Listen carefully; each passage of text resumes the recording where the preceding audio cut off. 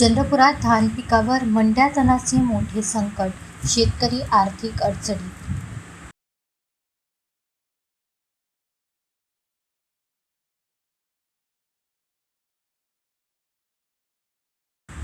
विदर्भातील प्रमुख धान उत्पादक जिल्हा असलेल्या चंद्रपूरमध्ये सध्या मंड्या नावाच्या नव्या तणाने धान पिकांवर मोठे संकट निर्माण केले आहे. नागभीड तालुक्यातील चिंचणीसह अनेक भागात या तणाचा झपाट्याने प्रादुर्भाव वाढत असून धानासारखेच दिसणारे हे तण शेतकऱ्यांसाठी डोकेदुखी ठरत आहे. यामुळे उत्पादनात मोठी घट होण्याची शक्यता निर्माण झाली आहे.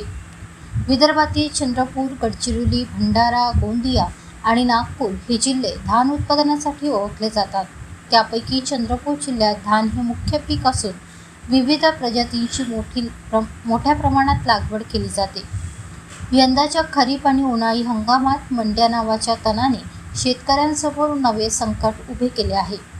या तणाचा उगम नेमका कुठून झाला, बियाणातून, औषधांमधून की इतर कोणत्या मार्गाने याबाबत अजूनही स्पष्टता नाही.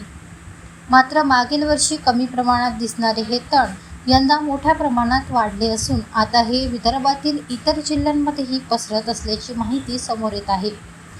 जर वेळेत या तणावर नियंत्रण मिळवले नाही तर भविष्यात धान उत्पादनावर मोठा परिणाम होण्याची भीती व्यक्त केली जात आहे. त्यामुळे शेतकरी शासन आणि कृषी विभागाकडून तातडीने मार्गदर्शन आणि प्रभावी उपाययोजनांची मागणी करत आहे.